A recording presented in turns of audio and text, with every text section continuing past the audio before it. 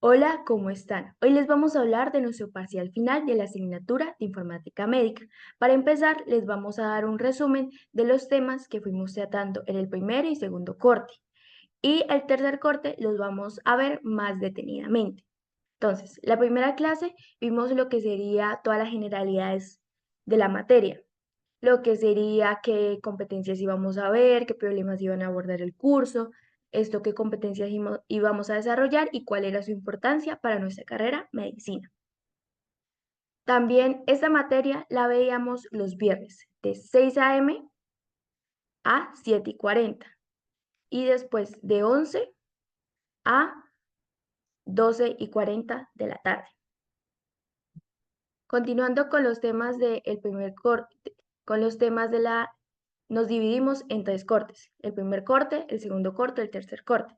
En el primer corte, tenemos 6 semanas. En estas 6 semanas, la primera semana vimos lo que serían las generalidades de la informática y también cómo sería la historia de la computadora.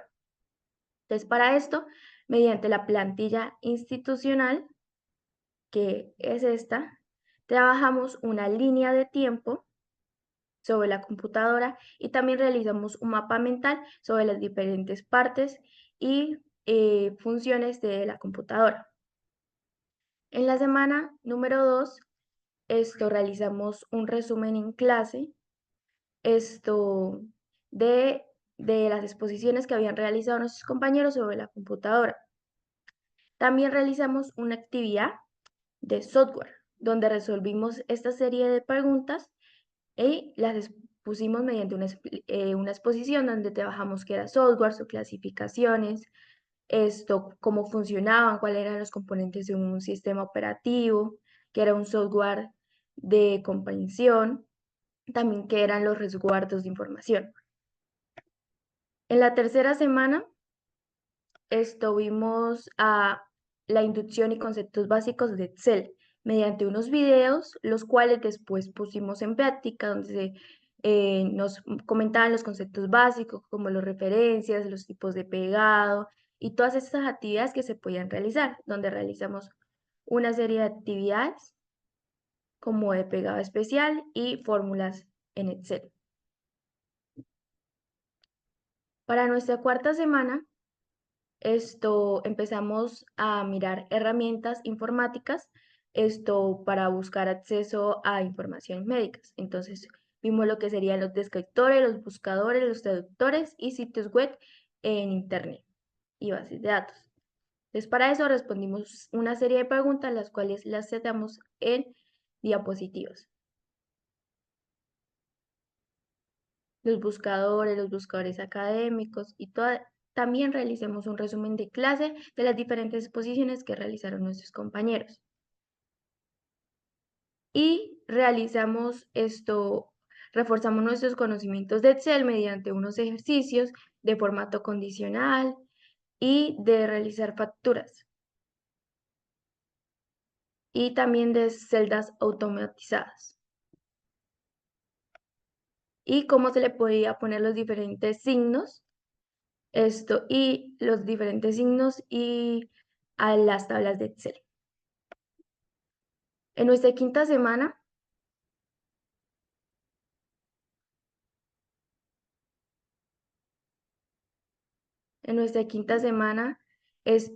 trabajamos unas diferentes diapositivas de lo que serían sitios de búsqueda y sitios web de medicina, donde respondimos preguntas que nos ayudaron a entender muchos conceptos, como que era la www, World Wide Web, también que era un chat, que es email, cuáles son los métodos de búsqueda existentes, qué son las URLs, características de estas, y todas estas informaciones que necesitamos para tener conocimientos claros. En la sexta semana, realizamos nuestro parcial final del primer corte. Lo que sería, este video fue individual y tratamos todos los temas del primer corte.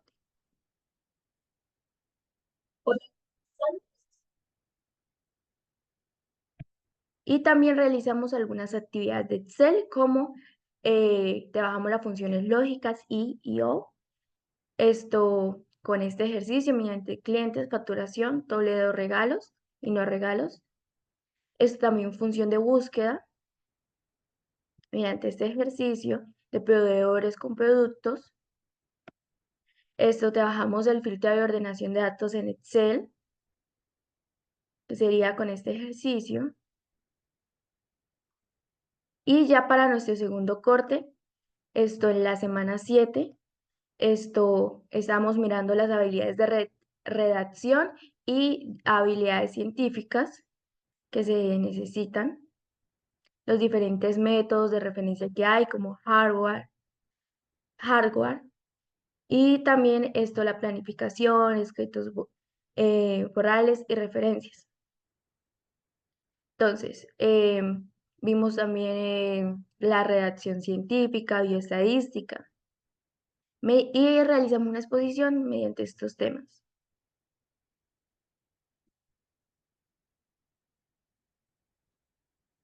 Posteriormente también realizamos un ejercicio en Excel donde pudimos realizar gráficos muy importantes para nuestra carrera, cómo podemos utilizar estos datos y esta serie de estadísticas y convertirlas a imágenes. En nuestra octava semana, vimos diferentes estadísticas a nivel nacional de diferentes países. También vemos herramientas orientadas a las medicinas específicamente y realizamos una serie de exposición, tanto en español como en inglés, de las herramientas informáticas orientadas a la medicina, las bibliografías digitales, los videos médicos. También asimismo en inglés, podemos ver la comparación de las dos diapositivas, los portales médicos, las discusiones en foros, los grupos de datos y todas estas informaciones. También fuimos al laboratorio de simulación. En el laboratorio de simulación, vimos los diferentes laboratorios con los que cuenta la universidad, de ginecología, de pediatría, es decir, de medicina general. Y realizamos un resumen de toda esta información.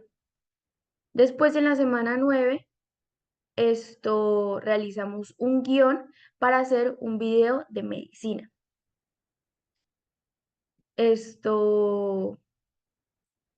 Aquí tenemos un ejemplo del video,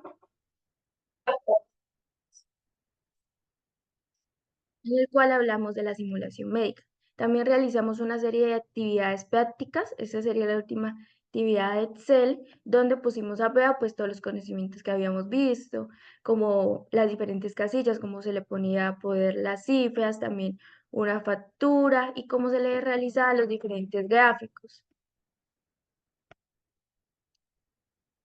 También en la semana 10, vimos la simulación médica, los diferentes simuladores que hay, qué tipos, los software de simulación, los tipos y sitios de evaluación en prácticas y realizamos una exposición sobre todos estos temas. Las ventajas, las desventajas, cómo funcionan como herramienta. La semana 11 entregamos nuestro parcial del segundo corte. En este parcial hablamos de todos los temas del segundo corte y este sí lo realizamos en grupo.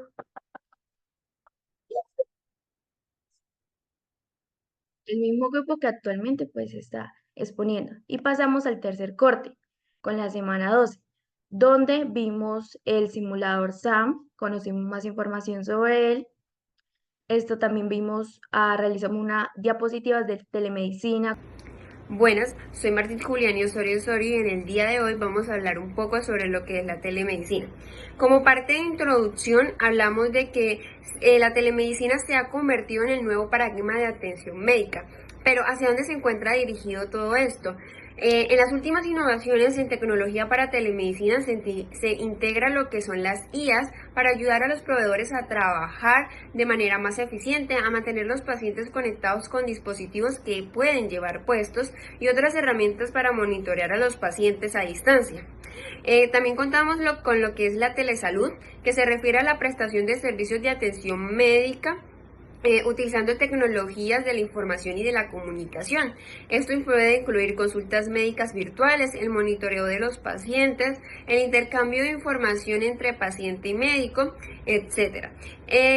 Todo esto tiene un objetivo, el cual es superar todas esas barreras geográficas y mejorar el acceso a la atención de salud médica, especialmente en áreas remotas o en lugares en donde no llegue esa atención médica. Entre los conceptos generales debemos partir de qué es la telemedicina. Según la Organización Mundial de la Salud, es una prestación de servicio a través de las tecnologías, de la información y comunicación con el objetivo de cuidar la salud de la población y la comunidad.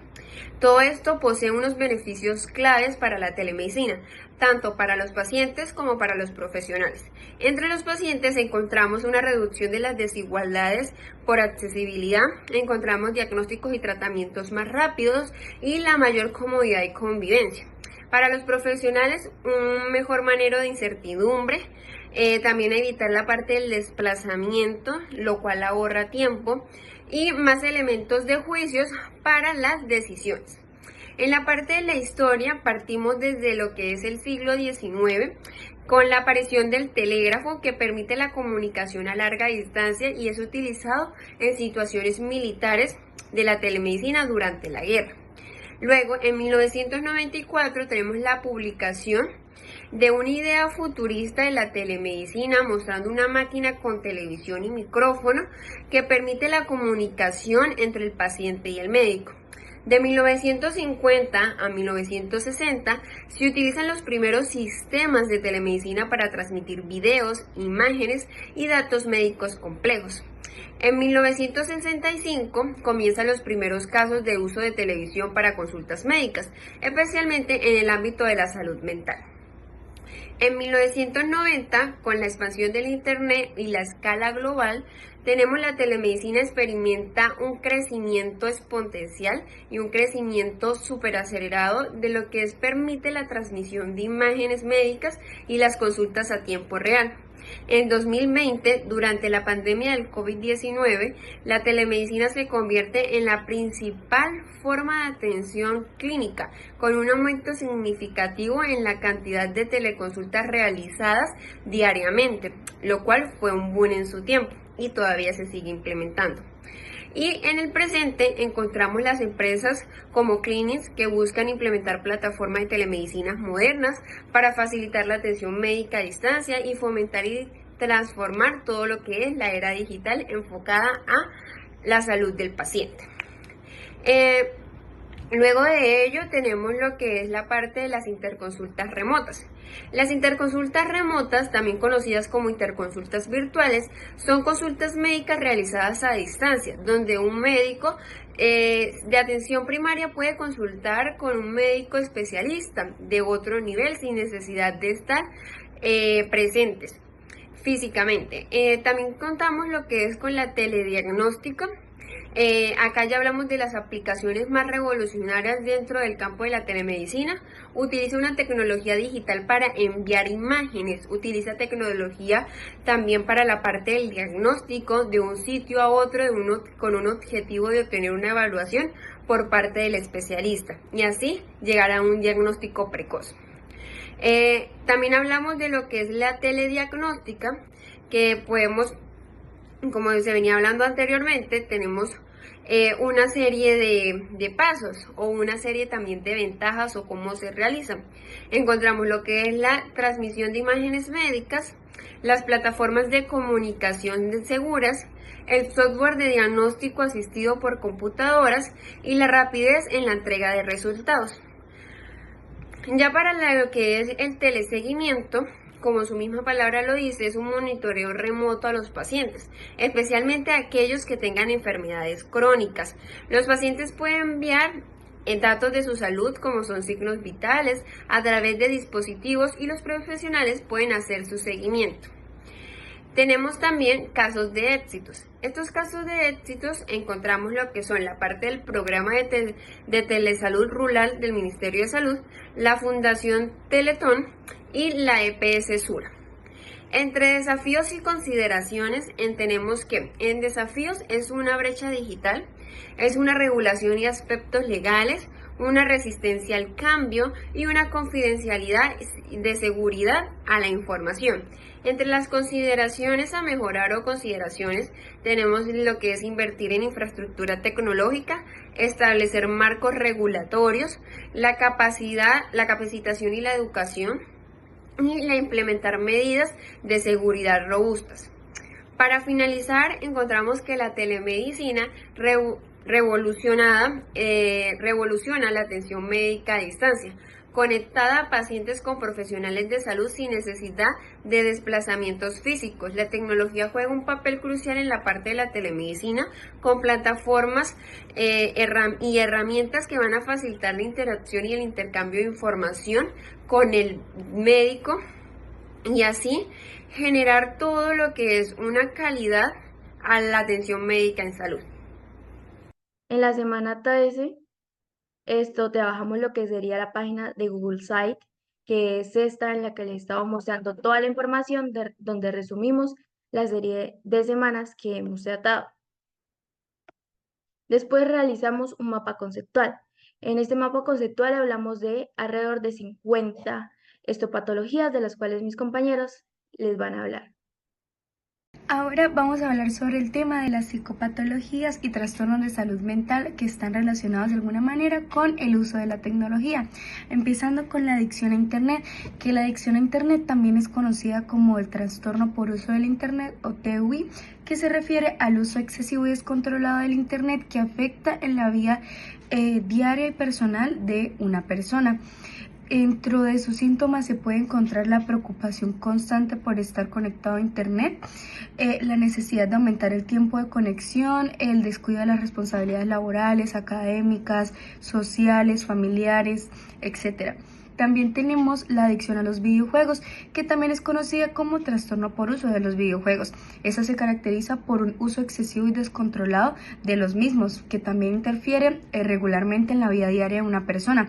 Dentro de los síntomas de esto se pueden encontrar síntomas psicológicos como la preocupación constante por estar en los videojuegos, ansiedad, irritabilidad como un efecto secundario del uso descontrolado de los mismos, también algunos síntomas conductuales y físicos como la fatiga, el dolor de cabeza, los problemas de visión, etcétera. También tenemos otra patología conocida como la dependencia de las redes sociales.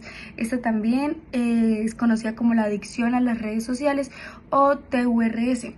Ella se caracteriza por el uso excesivo y desmedido de las redes sociales, que nos pueden causar distintos síntomas como la preocupación constante por las redes, por estar chequeando las redes sociales, también ansiedad e irritabilidad cuando no se puede acceder a una red social, problemas de sueño, cambios en el estado de ánimo, baja autoestima y otros síntomas. También tenemos el trastorno de juego en línea. Este también es conocido como trastorno del juego por internet o trastorno del juego digital. Es una condición que las personas experimentan dificultades significativas en su comportamiento de juego en línea. Se caracteriza por una pérdida de control sobre el uso de los juegos en línea, lo que resulta en consecuencias negativas en diversas áreas de una persona, como en las relaciones interpersonales, en el trabajo, en la educación y demás aspectos. También tenemos la nomofobia o el miedo a estar sin el teléfono móvil. Esta se caracteriza, pues como su nombre lo dice, es un trastorno donde la persona siente una ansiedad descontrolada o un miedo muy grande cuando no puede estar o cuando no puede acceder a su teléfono móvil. Entonces esto puede causar síntomas de ansiedad, de inquietud, síntomas físicos como la taquicardia, la sudoración, temblores. También, representa una preocupación constante por su teléfono, no pueden ir a ningún lado sin él, y también presentan como dificultad para concentrarse, dificultad para relacionarse con otras personas. También tenemos la ciberadicción, que es prácticamente el mismo trastorno por el uso de internet o TUI, que como lo sabemos, pues es el comportamiento persistente y recurrente del uso excesivo del internet, que afecta pues negativamente en la vida diaria de una persona. También tenemos el síndrome de fatiga por Zoom, que este síndrome de fatiga por Zoom o también es llamado Zoom burnout, se volvió muy popular o pues tomó mucho más impacto en el 2020 durante la pandemia del COVID-19, cuando pues muchas personas, en especial estudiantes y trabajadores, tenían sus clases o sus trabajos por medio de Zoom. Bueno, también se le conoce como fatiga por videollamadas. Entonces, esto se manifiesta como un conjunto de síntomas físicos y psicológicos, resultado de un uso excesivo de estas plataformas de videollamadas. En este caso, la plataforma Zoom, que es una de ellas. También tenemos la depresión relacionada a las redes sociales, con las redes sociales. ¿Qué es esto? O sea, esta depresión pues se refiere obviamente al impacto negativo que causan las redes sociales en la vida de una persona, por ejemplo, con el tema del cyberbullying y también con el tema de las expectativas sociales o de los estándares sociales que pues nosotros mismos establecemos muchas veces en las redes sociales, y pues las personas se guían por ellos, y al ver que no cumplen o no encajan dentro de un estereotipo que se muestra en la sociedad por medio de las redes sociales, terminan desarrollando pues una depresión a raíz de estas, a raíz de estar pues mirando esto todo el tiempo. También tenemos otra patología conocida como la ansiedad social en línea, que esta también es conocida como la ciberansiedad social o fobia social en línea, donde se refiere al temor o a la incomodidad excesiva que experimentan las personas al interactuar con otros entornos digitales. Bueno, dentro de los síntomas de esta se encuentran, por ejemplo, el miedo de ser juzgado, o bueno, preocupación excesiva por que te juzguen a través de una red social, o los comentarios negativos que reciben las personas en las redes. También el temor a la interacción social. También la gente tiende a desarrollar un bajo autoestima. Y bueno, también tenemos, para finalizar esta parte, la fobia de perderse de algo, o FOMO. Es muy conocida como FOMO por las siglas en inglés de Fear of Missing Out, que es miedo de perderse de algo, que esto se refiere al miedo o a la ansiedad excesiva que experimentan las personas ante la posibilidad de estar perdiendo experiencias positivas o emocionantes que están teniendo otras personas. ¿Por qué se da esto? O sea, en el contexto digital, nosotros estamos constantemente conectados en las redes sociales y en otras plataformas donde hay un flujo de información bastante recurrente. Entonces, al momento de ver la vida perfecta de otras personas a través de redes sociales, pensamos que nosotros estamos dejando de vivir esas cosas, o tal vez que no estamos viviendo la vida de la mejor manera o de la manera en la que debería vivirse solo porque alguien más lo haya posteado en su red social. Entonces, de esto se basa ese síndrome de, bueno, trastorno. Es como también la necesidad de tener el flujo de información constante de la vida de las demás personas a través de las redes sociales. Y este se caracteriza también por un uso excesivo de estas mismas. También desarrollar una personalidad perfeccionista y también una baja autoestima. Continuando con las patologías informáticas, tenemos el síndrome de vibración fantasma, el cual es una sensación completamente realista en la que cree que se vibra el celular cuando no lo es. Y esto puede ser causado a el uso prolongado del celular.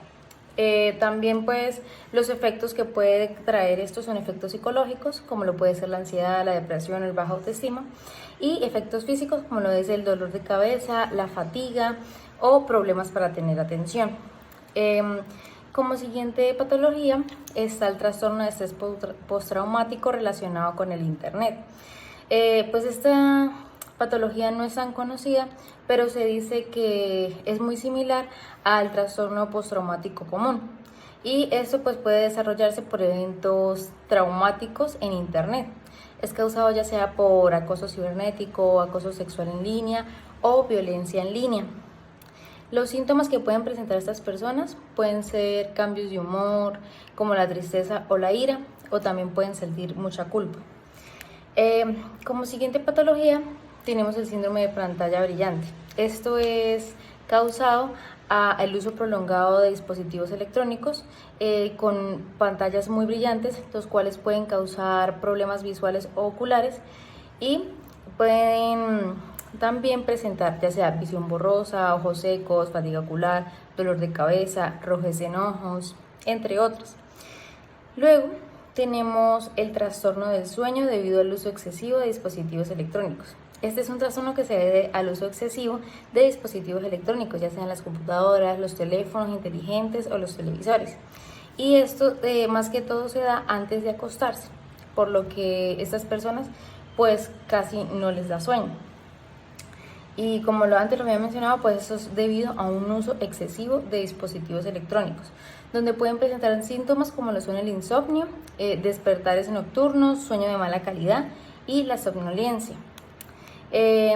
Esto pues se puede tratar con terapia cognitiva conductual o la terapia de la luz, que es para poder ayudar al ciclo del sueño, a que vuelvan a tener un ciclo del sueño común y normal. Luego están los trastornos de alimentación y la imagen corporal relacionada con las redes sociales. Estos son un conjunto de problemas que surgen por la exposición a contenido dañino en estas plataformas, que pueden generar una percepción distorsionada con la imagen corporal y también con las conductas alimentarias no saludables. Pues esto se debe a la exposición a ideales de belleza, algo que está muy común en las redes sociales hoy en día, que son más como cuerpos perfectos inalcanzables, y pues esto se debe también a la comparación social, las promociones de dietas que pueden ser dañinas para la salud y también el ciberacoso. Estos efectos pues pueden tener efectos graves para la salud debido a los trastornos alimenticios que pueden estas personas adquirir. También pueden tener problemas emocionales, pueden adquirir como lo es la depresión, la ansiedad, debido a todo esto. Luego está la patología, el trastorno del procesamiento sensorial relacionado con la tecnología. Esta patología es un término que se utiliza para poder describir las dificultades que alguna persona experimenta cuando interactúa con los dispositivos electrónicos. Estas dificultades pueden estar relacionadas con la forma en que el cerebro procesa la información sensorial proveniente de la tecnología, como lo es la luz, el sonido, el tacto y las vibraciones.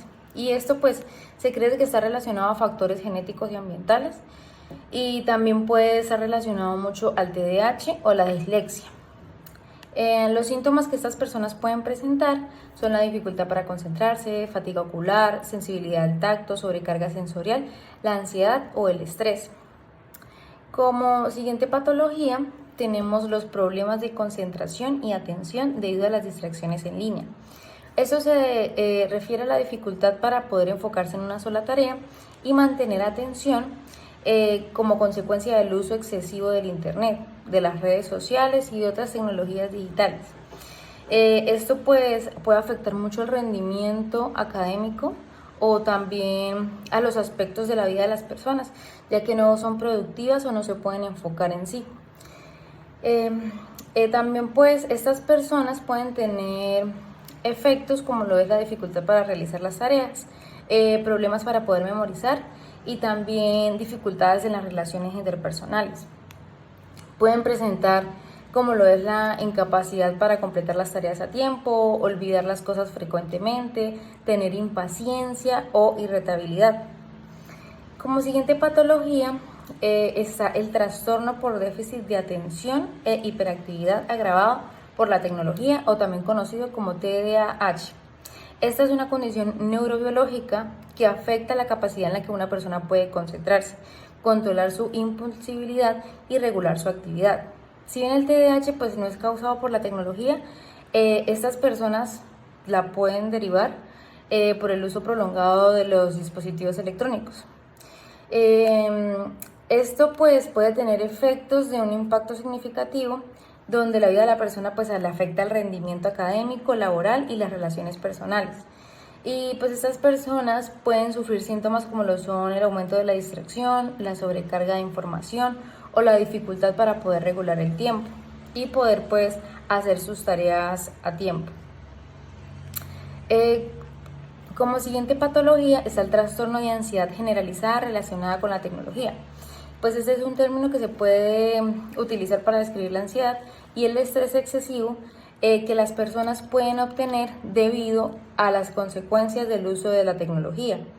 Y estas pueden ser causadas por la constante conectividad a las redes sociales o a los dispositivos electrónicos y a las experiencias negativas que pueden llegar a tener en el Internet. Unos efectos que pueden tener pues es un impacto en la persona de manera de su salud mental y pueden llegar a tener de síntomas dificultad para concentrarse o relajarse, dificultades para dormir y dolor de cabeza, fatiga o palpitaciones. Como último, tenemos el trastorno de la adquisición de la tecnología, o ya sea las compras compulsivas a los dispositivos. Esta es una condición psicológica en la cual es caracterizada por una necesidad incontrolable de querer adquirir nuevos dispositivos electrónicos, ya sean teléfonos, televisores, computadoras. Tienen una obsesión a las compras por estos dispositivos. Y pues estas personas pueden tener un impacto significativo en la vida, ya sea que le afecten sus finanzas, sus relaciones personales y su bienestar emocional. Esto puede afectar ya sea de manera psicológica, social y biológica. Pueden presentar la necesidad incontrolable para comprar nuevos dispositivos, gastar más dinero del que deben, también esconder o mentir por estas compras que llegan a hacer, o también el uso excesivo de las tecnologías. Pues estas personas pueden tener un tratamiento que se enfoca en ayudarlas para poder controlar esa obsesión que tienen a las compras. Gracias. Psicopatologías relacionadas con el uso de la tecnología. Vamos a encontrar la adicción a la pornografía en línea, que su concepto es el uso excesivo y compulsivo de material pornográfico de Internet, que genera consecuencias negativas en la vida personal, lo social, laboral o académico del individuo. Una de sus causas es el contacto temprano a la pornografía, libertad a la hora de consumir Internet, llegando a un uso excesivo, aumento social de nivel de estrés y soledad. Uno de sus síntomas es el uso excesivo de pornografía, pérdida de control, necesidad constante, problemas de relaciones y sentimientos de culpa y vergüenza. Su diagnóstico es hacer entrevistas clínicas, cuestionarios de evaluación y análisis del historial de actividad en línea. Su tratamiento es terapia cognitivo o conductual, grupos de apoyo, filtros y software de control parental. Y su prevención es una educación sexual, comunicación abierta, control parental y promoción de actividades saludables. Bueno, vamos a encontrar con el síndrome de ratón de computadora. Su concepto es una enfermedad causada por el uso excesivo y repetitivo del ratón de computadora. Una de sus causas es su posición incorrecta del cuerpo, uso inadecuado del ratón y movimientos repetitivos. Sus síntomas son: contamos con dolor en la mano, muñeca o el antebrazo, hormigueo o entumecimiento, también debilidad muscular o rigidez. Su diagnóstico es la evaluación física realizada por un médico o un fisioterapeuta. Su tratamiento: contamos con reposo, hielo, medicamentos antiinflamatorios no esteroideos. Y su prevención es ajustar a la altura del escritorio y a la silla para que los codos estén bien en el ángulo recto y las muñecas queden rectas. También ubicar el monitor a la altura de los ojos y distancia adecuada. Utilizar un ratón ergonómico que se adapte a la forma de la mano y proporcione un soporte adecuado para la muñeca. También contamos con otras psicopatologías. Entonces contamos con depresión postparto relacionada con redes sociales. Eso se refiere a la exacerbación de la depresión postparto debido al uso de redes sociales. También contamos con trastorno de ansiedad social relacionado con citas en línea, que eso se refiere, eso se manifiesta como una ansiedad intensa y persistente en situaciones sociales exacerbada por la dinámica de citas en línea. También tenemos el trastorno de identidad en línea, que eso implica la creación y mantenimiento de múltiples identidades o personalidades en línea, que a menudo con características muy distintas entre sí. Esto puede generar confusión sobre la verdadera identidad del individuo. También tenemos el síndrome de ciberespacio, que esto se refiere al conjunto de síntomas psicológicos y físicos que resultan del uso prolongado y también excesivo de Internet y tecnologías digitales. Tenemos también el trastorno de ansiedad por separación relacionado con dispositivos móviles. Es un tipo de ansiedad que ocurre cuando una persona se separa de su dispositivo móvil. La dependencia excesiva de estos dispositivos para la interacción social, la información y el entretenimiento que puede llevar a una ansiedad intensa cuando no están disponibles. Tenemos también el síndrome de la comparación constante, ¿sí? Que eso se refiere a la tendencia y también la tendencia a compararse constantemente con otras personas a través de redes sociales. Las comparaciones frecuentes con las versiones idealizadas de la vida que otros pueden llevar a sentimientos de insuficiencia, baja autoestima y depresión. También tenemos el trastorno de estrés por presión de grupo en línea, que esto es el trastorno que surge de la presión social ejercida a través de las redes sociales y otras plataformas en línea. La necesidad de conformarse con las expectativas del grupo, participar en tendencias y evitar el rechazo social que puede generar altos niveles de estrés y ansiedad. También contamos con el síndrome del bullying, que eso es ignorar a las personas de la vida real debido al teléfono. Esto significa que es un acto de ignorar a las personas presentes en el entorno inmediato al concentrarse en el teléfono móvil. Este comportamiento puede afectar negativamente las relaciones interpersonales, causando sentimientos de desprecio y disminuyendo la calidad de las interacciones cara a cara.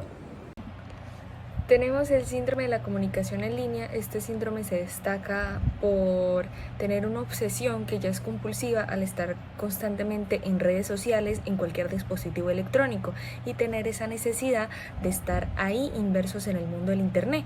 Otro síndrome que nosotros podemos ver que realmente es más bien un trastorno es el trastorno de la seguridad en línea. Este trastorno de la seguridad en línea, ¿en qué se basa? Pues hay diversas problemáticas relacionadas con que es toda la parte de seguridad y salud mental, como en el contexto del uso del internet y las tecnologías digitales.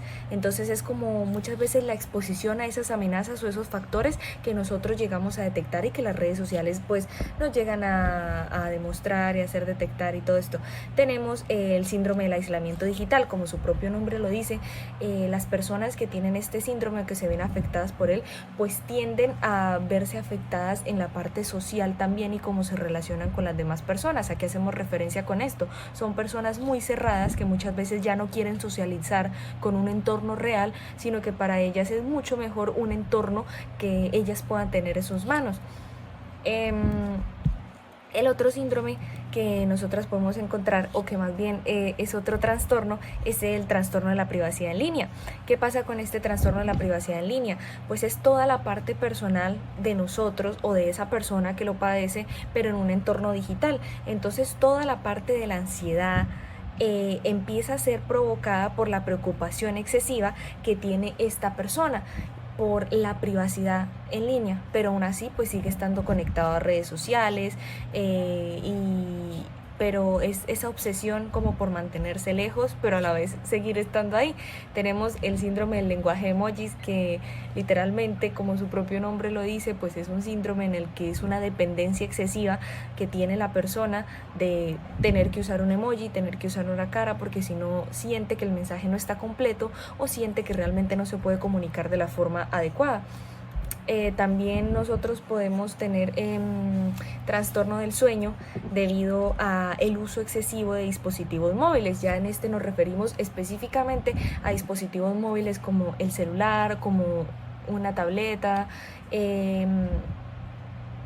que podemos tener constantemente a la mano, en el bolsillo, en la maleta, y que muchas veces los usamos antes de dormir. Pues cabe resaltar que todo este tipo de uso de pantallas va a afectar la parte del sueño, la parte del descanso, y por eso es recomendable dejar todos estos aparatos electrónicos o 1 hora antes, o incluso para un mejor descanso unas 2 horas antes, para que pues la persona pueda tener un descanso tranquilo y pleno, y también se eviten como ese dormir mal. Tenemos la adicción a las compras en línea, que se ha vuelto muy común y pues también se extendió mucho por la parte esta del COVID-19, de la pandemia, cuando nosotros solamente podíamos hacer compras en línea. Ahora hay muchos buscadores, hay muchas páginas como AliExpress, Shopee, Mercado Libre, Temu, donde podemos conseguir e incluso la persona al momento de volverse obsesiva significa que pierde el interés por salir de su casa a buscar algún producto y entonces pasa, no sé, de conseguir un producto que realmente solamente lo puedes conseguir en línea a conseguir cada cosa y cada producto que necesitas por una página virtual y no sale de la casa y espera que todo llegue a la casa de esa persona. Tenemos el síndrome por agotamiento digital, su propio nombre lo dice, el agotamiento digital pues ya es un estado en el que la persona literalmente se cansa de esto por el uso excesivo que le ha dado y el uso prolongado que le da a las redes sociales, pero a la vez tiene miedo de dejarlas o miedo de perderse de algo mientras no las está usando. También esto va de la mano con el de la pérdida del sueño porque se prioriza estar enterado de las cosas, pero no se prioriza el descanso. Entonces la persona empieza a sentir ansiedad por no tener a la mano lo que siempre tiene por las redes sociales. Tenemos el síndrome a la dependencia de las aplicaciones de citas. A estas personas normalmente se les dificulta poder socializar con otras personas. ¿Y qué hacen para conocer gente o qué hacen si de pronto tienen la necesidad o quieren entrar en una relación? Estas personas pues empiezan a tener una adicción de conocer a sus citas o a sus parejas en entornos digitales. Entonces ya no es como voy a salir porque quiero conocer a alguien, sino que tengo que crear un buen perfil, se obsesionan con la descripción de su perfil y con la descripción del perfil de otras personas para poder encontrar a esa persona. Aquí también vienen síntomas o efectos como son celos, baja autoestima, también incapacidad muchas veces de controlarse con la otra persona. También esto pueden tener miedo al rechazo estas personas y es importante empezar a ver eso en el momento del diagnóstico. También nosotros tenemos algo que es esto, la ansiedad, que es un trastorno de ansiedad ya por el uso de estas redes sociales. ¿Y qué pasa con este trastorno de ansiedad? Pues este trastorno de ansiedad que se empieza a dar ya como una patología, se empieza a ver, incluso se puede tratar desde la parte psiquiátrica, pues que la persona también tiene esa necesidad de estar ahí. Entonces si no está en las redes sociales, si no se está dando cuenta de las cosas, pues la persona va a sentir mucha ansiedad. En general, ¿qué tienen todos estos síndromes? Las personas presentan ansiedad, muchas presentan depresión, siempre es esa necesidad constante de que todo tiene que ser digital, que un pedido, que una página en línea, que una cita, que conocer personas. A estas personas también se les dificulta mucho la parte del entorno social y el entorno laboral porque no son buenas teniendo una comunicación asertiva con las demás personas, ya que están acostumbradas a tener una comunicación de manera virtual o una comunicación tecleando o incluso en los emojis se acostumbran a responder con reacciones de las redes sociales porque no son capaces de expresar lo que quieren decir realmente en el mensaje. Al momento del diagnóstico, la gran mayoría son muy parecidos. Hay que ver antecedentes familiares, hay que tener un control del comportamiento de esa persona y también tener testigos de esa persona cuando empieza a presentar esos comportamientos. Es importante cuando se ven síntomas como fatiga, falta del sueño. Muchas veces es recomendable tomar la melatonina, la recomiendan mucho para el descanso, o tomar algún té o algo, empezar a controlar los horarios de sueño, y también esto se recomienda hacer ejercicios en la regulación de la cantidad de las redes sociales. Entonces empiezan a proponer metas según pues cómo lo lleve, pero normalmente digamos se usa el celular 18 horas, ahora el celular se va a usar esta semana solo 16 horas, después solo 12 horas y así sucesivamente hasta que se llegue a la meta que se quiere lograr. Hola, mi nombre es Nicolás Guerrero Murillo, estudiante de medicina de segundo semestre, y pues les voy a seguir hablando de unas patologías. Tenemos el síndrome de la adicción a la informática. Este síndrome es conocido también como el síndrome de la sobrecarga informativa.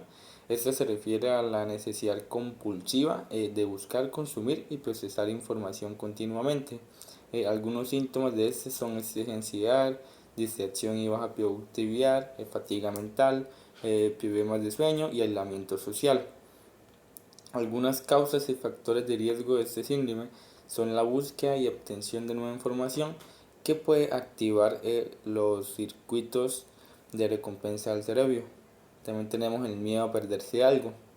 También el hábito de realizar actividades en línea simultáneamente y también la necesidad de control. ¿Cómo prevenir este síndrome?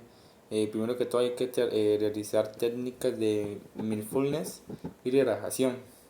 También hay que practicar periodos regulares de desconexión digital y ejercicios de actividades que fomenten la capacidad de concentración sin interrupciones digitales.